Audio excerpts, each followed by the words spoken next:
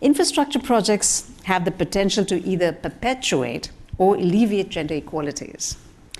How can we ensure that infrastructure projects are designed and implemented to address the specific needs and vulnerabilities of women and the marginalized communities?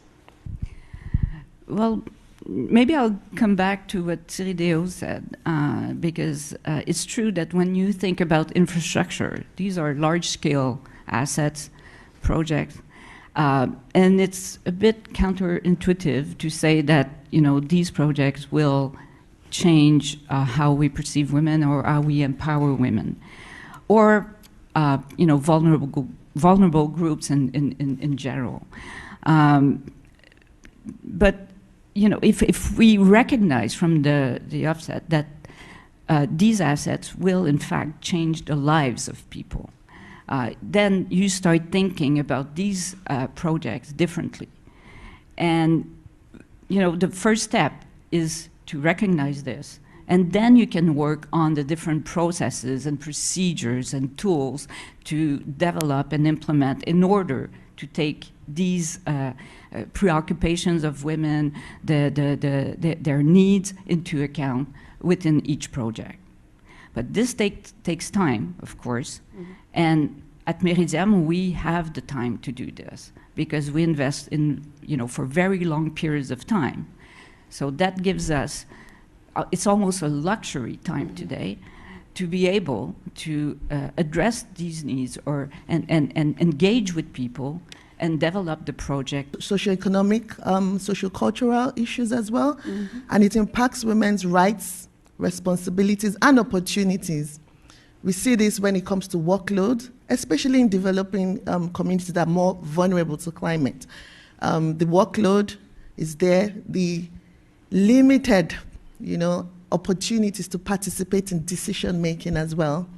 And then when it comes to resources, you know, the access to those resources, the control of those natural resources as well. Again, you have the climate impacts really exacerbating this. And clear examples, two clear examples, where you have women responsible for household food, you know, in terms of getting water, in terms of getting wood.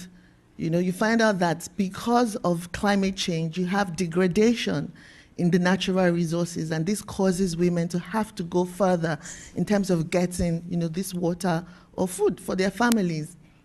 Now, what does this mean? You're spending most of your productive time going out to look for these resources, and this could also lead to what we're talking about, infrastructure now. You may find out you have to go further and go to new areas, more dangerous, safety issues as well come in play here. There's some research that has been done by IUCN, and it shows, for example, some work that was done in Kenya because of the recurring droughts.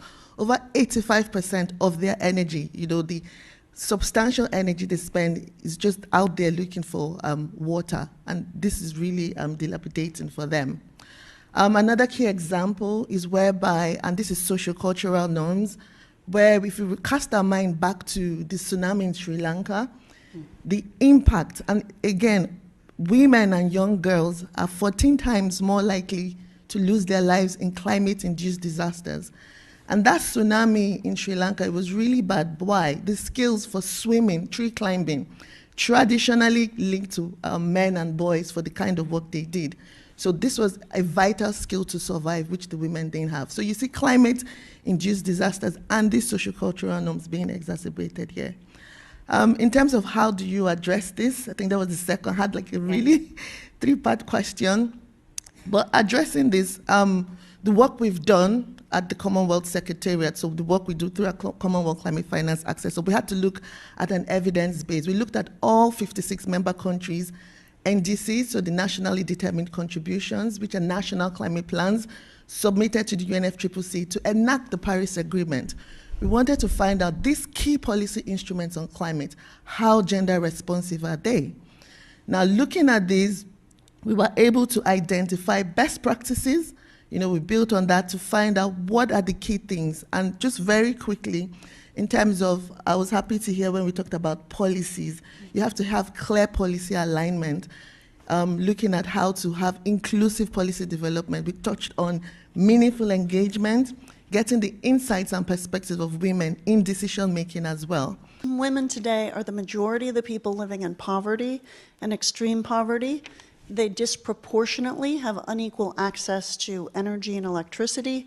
And they're virtually all, I think it's safe to say, of the 2.6 billion people on Earth who still cook with traditional biomass.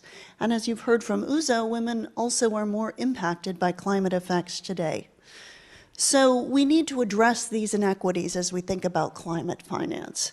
And we need to start by acknowledging that these decisions are not made in a normative vacuum. When we began this journey on climate adaptation and mitigation, I think a lot of funds were focused on being gender neutral or gender blind. But as companies like Meridiam have shown, we can't do that climate projects do have gender impacts, whether we intend them to have impacts or not. So how do we change this? I think that, first of all, let me say we certainly don't know everything, but here's what we do know. There is the how we fund projects and then what we fund. So in how we fund climate finance projects, we have to think about who are the end beneficiaries. We have to take a people-centered approach. The technicalities of emission reduction and so on are very important, but we have to consider where are the impacts, and we have to meet women where they are, which is traditionally in the informal sector, it's as small business owners, and it's in the household.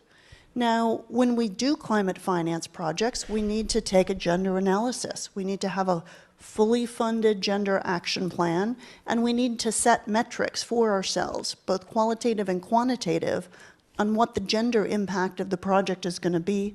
And then, of course, we need to measure these results and report on them. Now, what about the what we fund? So here's the good news. I think there are win-wins for both addressing climate and empowering women economically. So consider clean cooking fuels.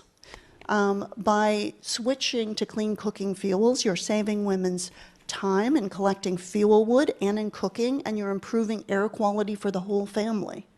So, but just by doing this, it's been estimated that you could avoid 450,000 deaths each year in sub-Saharan Africa and save millions of dollars on healthcare costs. Or take the example of climate-smart agriculture. In many countries, women are primarily the smallholder farmers. So by spreading and deploying climate-resistant, drought-resistant, insect-resistant seeds, and then by investing in small-scale irrigation, you not only adapt to a hotter climate and more extreme weather events, but you're improving women's income and livelihoods. Or consider distributed renewable energy. So women and girls disproportionately lack access to energy, and it's typically in the home. So by doing distributed renewables at the village level, you're addressing household electrification. And one research study recently found that when households receive electricity, women are 20% more likely to then be able to work outside the home because of the time saved. So there are many examples, I think, of how we can address both the climate challenge and empower women at the same time.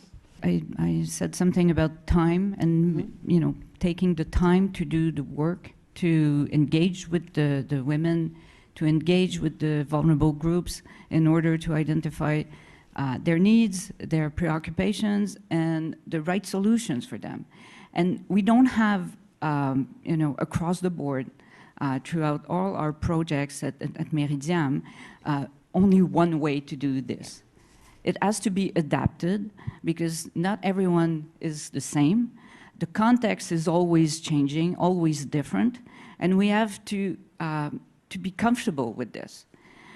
And that's what we do at Meridiam with the teams. We do a lot of capacity building. We do a lot of training and onboarding to make sure that they view this mission the same way than we do.